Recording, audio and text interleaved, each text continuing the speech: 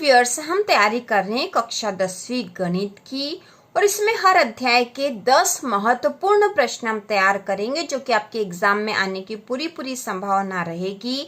तो हमने शुरुआत कर दी और अध्याय 1 के 7 वेरी इंपॉर्टेंट क्वेश्चन हम तैयार कर चुके हैं और ये प्रश्न नंबर 8वां है जो वेरी इंपॉर्टेंट है आपके अध्याय 1 का। अध्याय 1 में प्रश्नावली 1.1 और 1.2 है और यह जो प्रश्न है प्रश्नावली 1.1 का प्रश्न नंबर दूसरा है और वेरी इंपॉर्टेंट क्वेश्चन नंबर 8 है। और इसके पहले के 7 इंपॉर्टेंट क्वेश्चन यदि आपने नहीं देखे हो तो चैनल पर देख लीजिए जिससे कि आपके गणित विषय की तैयारी पूरी हो जाए। इसके बाद प्रश्न नंबर 9 और प्रश्न नंबर 10 में हम ऑब्जेक्टिव क्वेश्चन तैयार करेंगे। तो प्रश्न है पूर्णांकों के निम्नलिखित युग्मों के HCF और LCM ज्ञात कीजिए तथा इसकी जांच कीजिए कि दो संख्याओं का गुणनफल बराबर है HCF गुणा LCM है। तो इस प्रकार के प्रश्न हम पहले ही कर चुके हैं कि दो संख्याओं का गुणनफल बराबर HCF गुणा LCM होता है या फिर ये भी लिख सकते हैं कि एक संख्या गुणा दूसरी संख्या बराबर होता है HCF गुणा LCM। और जो पूर्णांक यहाँ दे रखे हैं इसका HCF और LCM हमें ज्ञात करना और उसके बाद हमें जांच करनी है। तो इसको हल करेंगे हम। हल तो सबसे पहले जो संख्याएं हमें दे रखी है 26 और 91, इसके हम अभाज्य गुणनखंड विधि से अभाज्य गुणनखंड ज्ञात कर लेंगे। उसके बाद HCF और LCM ज्ञात करेंगे। तो जो संख्या है वो है 26 और 91, तो इन दोनों के ही अभाज्य गुणनखंड हम ज्ञात करेंगे इस तरीके से।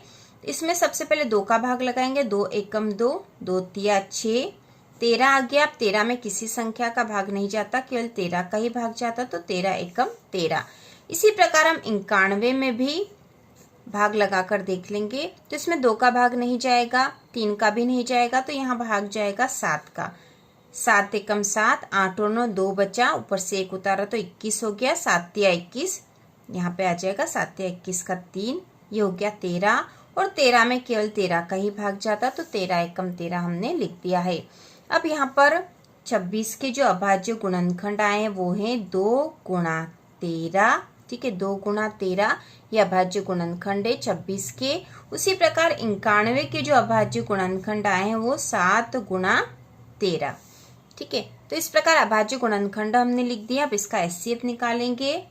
HCF बराबर, तो HCF जो है कॉमन फैक्टर होते हैं जो दोनों में ही होता है। जैसे यहाँ 2 है और यहाँ 2 है, 2 नहीं है, 7 है, ठीक है, यहाँ 2 नहीं है, तो 2 अभाज्य 2 जो है कॉमन फैक्टर नहीं दोनों में, तो यहाँ नहीं लिखेंगे। यहाँ 13 है और यहाँ भी 13 है, तो हम यहाँ 13 लिख देंगे। तो इसका HCF आया है 13।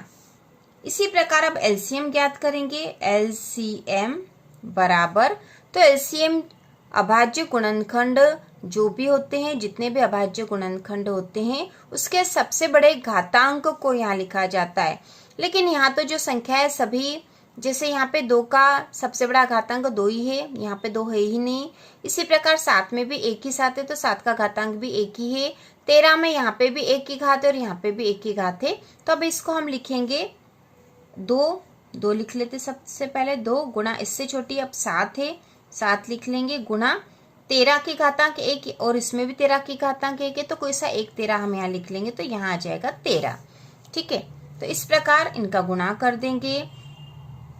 13 7 91 होता है और 91 गुणा 2, 91 में 2 का गुणा कर देंगे, तो यहाँ आ जाएगा 182, ठीक है। आप गुणा करके देख सकते हो, 182 आएगा यहाँ पर। तो अब हमारे पास HCF भी आ गया और LCM भी आ गया है। तो अब हम जांच कर लेते हैं, ठीक है, क्योंकि HCF और LCM ज्ञात करके कीजिए तथा इसकी जांच कीजिए। अब हमें जांच भी करना है कि दो संख्याओं का गुणनफल बराबर होता है HCF गुणा LCM के। तो दो संख्याएं यही है 26 और 91। तो हम यहाँ लिखेंगे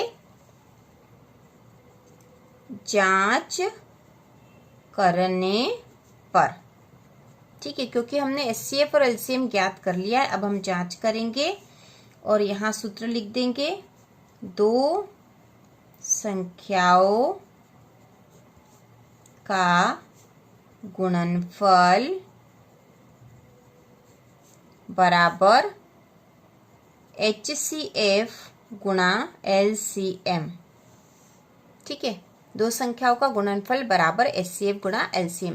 तो ये दो संख्याएं हैं 26 और 91, तो यहाँ पे लिख देंगे 26 गुणा 91 बराबर HCF आया है 13 गुणा LCM आया है 182। तो जब 26 में 91 का गुणा करेंगे तो यहाँ पर आएगा 2366। उसी प्रकार 13 में 182 का गुणा करेंगे तो 2366। यह उत्तर आएगा दोनों तरफ और दोनों ही बराबर आए हैं, तो हमारी जांच बिल्कुल सही है। तो हम यहाँ लिख देंगे अतः हमारी जांच सही है, मतलब दोनों तरफ की संख्या बराबर आई है। इसका मतलब यह है कि दो संख्याओं का गुणनफल बराबर होता है HCF गुणा LCM, और यही इसका आंसर है। इसके बाद इसी में दूसरा प्रश्न है 510 और 92। इसमें भी हमें HCF और LCM ज्ञात करना है और फिर जांच करना है कि दो संख्याओं का गुणनफल बराबर होता है HCF गुणा LCM के। तो इसको भी हल करेंगे हम। हल तो 510 और 92 की हम अभाज्य गुणनखंड विधि से अभाज्य गुणनखंड निकाल लेंगे। तो इसके लिए हम सबसे पहले लिखेंगे 510 और इसका पहले हम अभाज्य गुणनखंड विधि से अभाज्य गुणनखंड निकाल लेंगे। तो सबसे पहले 2 का भाग इसमें चला जाएगा क्योंकि पीछे 0 है। तो 2 दूना 4, एक बचा ऊपर से 1 उतारा 11 हो गया। तो 2 पंजे 10, एक बचा ऊपर से 0 उतारा तो 10 हो गया, मतलब 2 पंचा 10। अब इसमें 5 और 5 10 और 2 12, 12 जो है 3 के पहाड़े में आता है, मतलब इसमें 3 का भाग चला जाएगा। तो इसमें 3 का भाग लगाएंगे। 3 का पहाड़ा 8 बार बोलेंगे तो 3 8 24, एक बचा ऊपर से 5 उतारा तो 15 हो गया। अब 3 का पहाड़ा 5 बार भाग लगा देंगे तो 3 पंजे 15 हो जाएगा। इसके बाद हम भाग लगाएंगे इसमें।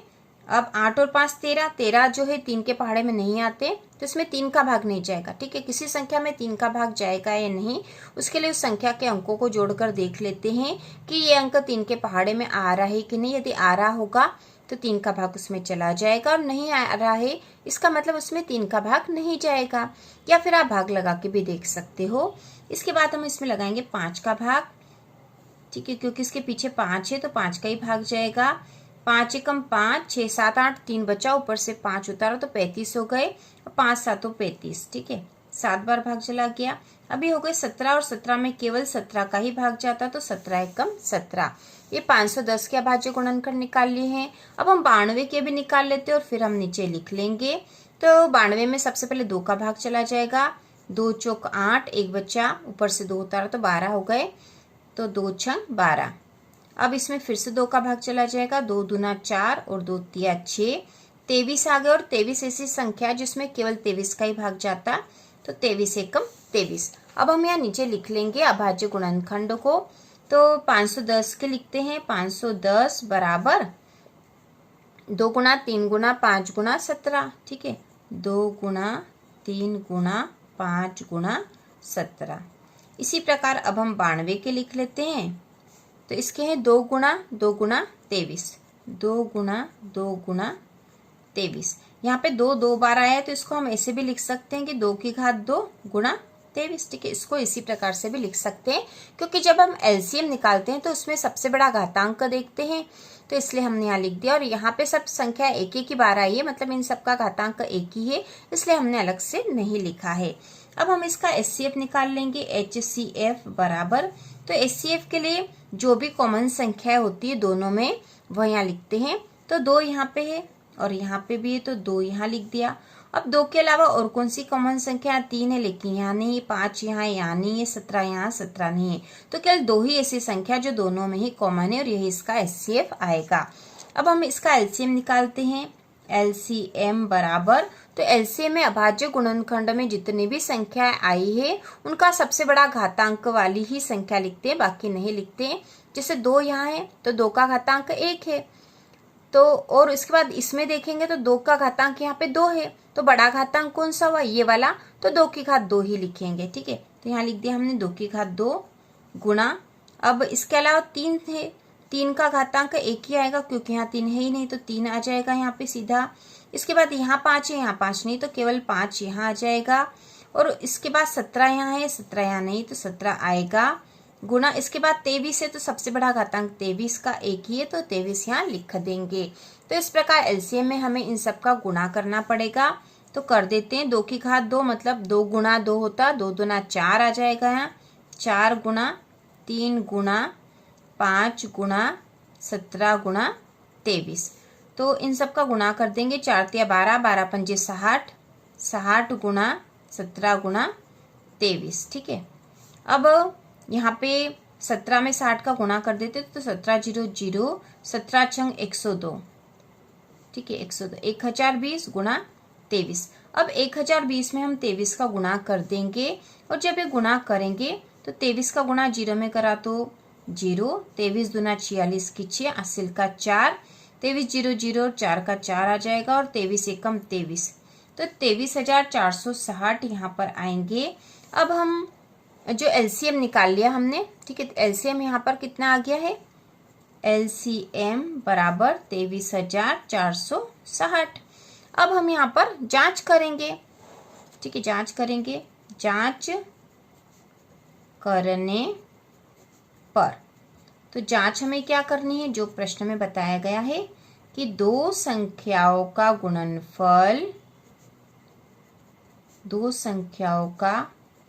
गुणनफल बराबर HCF गुणा LCM। यह हमें जांच करके बताना है कि क्या यह सही है। यहाँ पर तो दो संख्याओं का गुणनफल लिखा है, मतलब दोनों संख्याएं हमें लिखनी है, उनका गुणा करना है। तो 510 गुणा 92 बराबर HCF है 2 गुणा LCM आया है 23,460। अब 510 में 92 का गुणा कर देंगे। तो हम 510 में 92 का गुणा कर देंगे। 510 गुणा 92, 2 का गुणा 0 में करा तो 0, 2 एकम 2, 2 पंजे 10, फिर गुणा 9 का गुणा 0 में करा तो 0, 9 एकम 9, 9 पंजे 45। इनको जोड़ देंगे तो 0 2 9 5 और 1 6 और 4, 46,920 आएंगे। तो हम यहाँ लिख देंगे 46,920 बराबर, अब 23,460 में 2 का गुणा करना है, तो हम सीधा ही कर देंगे। 2 का गुणा 0 में करा तो 0, 2 का गुणा 6 में करा तो 2 छंग 12 की 2, असिल का 1, 2 चौक 8 और 1 9, 2 तिया 6, 2 दूना 4। तो 46,920 यहाँ पे भी आए हैं, ये दोनों ही बराबर है। इसका मतलब है कि हमारी जांच सही है। तो हम यहाँ लिख देंगे अतः हमारी जांच सही है। ठीक है, तो इस प्रकार हमने प्रश्न नंबर इसका दूसरा वाला भी कर लिया है। इसके बाद इसमें तीसरा वाला है 336 और 54। तो इसको भी इसी विधि से हल करना है। अब हम बहुत आसानी से कर लेंगे, विधि हमको समझ में आ गई है। अभाज्य गुणनखंड विधि से हमें HCF और LCM निकालना है, और यदि जांच करने को कहे तो जांच करना है। तो यहाँ पे इसका अभाज्य गुणनखंड निकालने के लिए 2 से भाग लगाएंगे। 2 एकम 2, 1 बचा 13 हो गए, 2 छंग 12, 1 बचा और ऊपर से 6 उतारो तो 16 हो गए, 2 अट्ठी 16। अब वापस इसमें 2 का भाग जाएगा, 2 अट्ठी 16, 2 चौक 8, फिर इसमें 2 का भाग जाएगा तो 2 चौक 8, 2 दूना 4, फिर 2 का भाग जाएगा, 2 दूना 4, 2 एकम 2। अब यहाँ 21 हो गए, और 21 में 2 का भाग नहीं जाएगा, 3 का भाग लगाएंगे, 3 7 21, और 7 में 7 एकम 7। तो इस प्रकार से हमने 336 के अभाज्य गुणनखंड निकाल लिए हैं। अब हम 54 के निकाल लेंगे। तो 2 का भाग लगाएंगे सबसे पहले, 2 दूना 4, 1 बचा, ऊपर से उतारे 4, 14 हो गया है, तो 2 7 14 हो जाएगा। इसके बाद ये 27 आ गए, तो इसमें तो 3 का भाग जाएगा, 3 9 27। अब 9 है तो इसमें भी 3 का भाग लगाएंगे, 3 तिया 9, फिर इसमें 3 एकम 3। तो इस प्रकार हमने अभाज्य गुणनखंड निकाल लिया। अब इसको लिख देंगे। तो सबसे पहले 336 के लिख लेते हैं। 336 बराबर, यहाँ पे है 2 1 2 3 4, 4 बार 2 है, 1 2 3, 4 बार 2 गुणा 3 गुणा 7। और इसको इस प्रकार से भी लिख सकते हैं कि 2 की घात 4 गुणा 3 गुणा 7। तो घातांक के रूप में इसलिए लिख रहे हैं क्योंकि जब हम LCM निकालेंगे तो उसमें सबसे बड़ा घातांक लेते हैं, इसलिए हमने पहले से ही लिख लिया है। अब इसके बाद 54 के अभाज्य गुणनखंड निकालेंगे। जो निकाल लिए हैं वो लिख लेंगे हम, और ये है 2 गुणा 3 गुणा 3 गुणा 3, या फिर इसको इस प्रकार से लिख सकते हैं 2 गुणा 3 की घात 3, क्योंकि 3 3 बार है। तो इस प्रकार हमने लिख लिया है। अब इसका HCF निकाल लेते हैं। HCF बराबर, तो HCF वो संख्याएं होती है जो दोनों में ही कॉमन है। तो यहाँ पे 2 है और यहाँ पे भी 2 है, तो ये 2 हमने लिख लिया। अब यहाँ 2 है लेकिन अब 2 नहीं है, यहाँ पे 3 है और यहाँ पे भी 3 है, तो ये 3 भी हमने लिख लिया। अब यहाँ 3 है लेकिन ऊपर नहीं है, 7 है लेकिन यहाँ नहीं, तो अब कोई सी भी संख्या नहीं आएगी, केवल वही संख्या आएगी जो दोनों में ही कॉमन हो। तो 2 और 3 ही ऐसी संख्याएं थी जो कॉमन थी, तो हमने यहाँ लिख ली है 2 गुना 3 बराबर 6, मतलब HCF बराबर 6। HCF आ गया 6। अब हमें LCM निकालना है, तो LCM निकालेंगे हम। LCM बराबर, तो LCM में वो संख्या लेते हैं जो सबसे बड़ा घातांक होता है, और संख्याएं सभी लेना होता हमें। जैसे 2 यहाँ पे भी है, 2 यहाँ पे भी है, जैसे हमने यहाँ घातांक के रूप में लिख लिया था। यहाँ 2 की घात 4 है और यहाँ 2 की घात 1 है, तो बड़ा घातांक कौन सा, ये वाला, तो ये लिखेंगे। ठीक है, इसको छोड़ देंगे। 2 की घात 4 सबसे पहले हम लिख लेते, 2 की घात 4 गुणा, अब यहाँ पे भी 3 है और यहाँ पे भी 3 है, यहाँ पे 3 की घात 1 है, कुछ नहीं लिखा, मतलब 1 घात है, और यहाँ 3 की घात 3 है, तो हम 3 की घात 3 लिखेंगे, गुणा 3 की घात 3 गुणा, अब यहाँ 7 है, यहाँ 7 नहीं, तो ये 7 लिखा जाएगा, ये 7 लिख लिया हमने। अब हम इसका गुणा कर लेते हैं। ठीक है, इसको विस्तृत रूप से फिर लिख लेते ताकि हमको गुणा करने में आसान हो। 2 की घात 4 मतलब 2 गुणा, ये 2 को 4 बार लिख लिया, गुणा 3 की घात 3 मतलब 3 को 3 बार लिख लेते गुणा में, गुणा 7। ठीक है, अब इसका गुणा कर लेते। 2 दूना 4, 4 दूना 8, 8 दूना 16, 16 तिया 48। ठीक है, ये 48 गुणा 7 तिया 21। ठीक है, यहाँ पे हमने कर लिया था 2 दूना 4, 4 दूना 8, 8 दूना 16, 16 तिया 48 यहाँ तक, और 7 का गुणा 3 में करा तो 7 तिया 21, और 21 का गुणा 3 में करना था हमें, ये 3 भी लिख लेते, मतलब सब संख्या हो गई है। अब 48 गुणा, इसका गुणा कर देते, 3 एकम 3, 3 दूना 6, 63, 48 में 63 का गुणा कर देंगे अब हम, तो यही हम रफ में कर लेते हैं। ठीक है, 48 में 63 का गुणा, 48 में 63 का गुणा कर देंगे, 3 का पहाड़ा 8 बार बोलेंगे तो 3 8 24 की 4, आसिल का 2, 3 चौक 12 और 2 14 गुणा 6 का गुणा 8 में करा तो 6 8 48 की 8, आसिल का 4, 6 चौक 24 और 4 28, 4 इनको जोड़ देंगे दोनों को, तो 4 8 और 4 12 की 2, आसिल का 1, 8 और 1 9 और 1 10 की 0, आसिल का 1, 2 और 1 3, तो 3024 आए हैं। यहाँ पर हम यहाँ लिख देंगे 3024, तो ये LCM आ गया। ठीक है, LCM निकाल लिया हमने, 3024 आया है LCM। ठीक है, LCM आ गया 3024 और HCF आ गया 6। अब हम जांच कर लेते हैं, तो यहाँ लिखेंगे जांच करने पर। तो जांच हमें क्या करना है, दो संख्याओं का गुणनफल, दो संख्याओं का गुणनफल बराबर HCF गुणा LCM। तो अब हम संख्याएं लिख देते हैं, दोनों संख्याएं कौन सी है, 336 गुणा 54 ये संख्या है, बराबर HCF आया है 6 गुणा LCM आया है 3024। तो 336 में 54 का गुणा कर देते हैं। 336 में 54 का गुणा कर लेंगे, 4 छंग 24 की 4, आसिल का 2, 4 तिया 12, 13 14 की 4, आसिल का 1, 4 तिया 12 और 1 13। अब 5 का गुणा करेंगे तो 5 छंग 30 की 0, आसिल का 3, 5 तिया 15, 16 17 18 की 8, आसिल का 1, 5 तिया 15 और 1 16। ठीक है, आप अपने तरीके से यहाँ गुणा कर सकते हो। तो यहाँ पे इन दोनों को अब जोड़ देंगे, तो ये हो जाएगा 4, ये भी 4, 8 और 3 11 की 1, आसिल का 1, 6 और 1 7 और 1 8 और ये 1। ठीक है, तो 18,144 यहाँ पर आएंगे, तो हम यहाँ लिख देंगे 18,144 बराबर। अब इसका भी गुणा करना, तो इसका सीधा यही कर देते हैं। 6 का गुणा 4 में करेंगे तो 6 चौक 24 की 4, आसिल का 2, 6 दूना 12 और 2 13 14 की 4, आसिल का 1, 6 का 0 में करेंगे तो 0 और 1 जो हासिल का तो यहाँ आ जाएगा, और 6 तिया 18, तो 18,144 दोनों ही तरफ आ गए हैं। इसका मतलब है ठीक है, अतः हमारी जांच सही है। ठीक है, तो हमारी जांच सही है। तो इस प्रकार से प्रश्न भी हमने हल कर लिया, बहुत ही आसान है।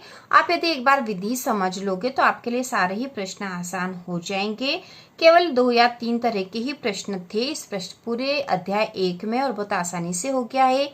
इसके बाद हम अध्याय 2 को भी बहुत आसानी से करेंगे और उसके भी हम वेरी इंपॉर्टेंट क्वेश्चन हम तैयार कर रहे हैं। तो इसी प्रकार के और वीडियो देखने के लिए, कक्षा 10वीं की संपूर्ण तैयारी के लिए चैनल को सब्सक्राइब कीजिए।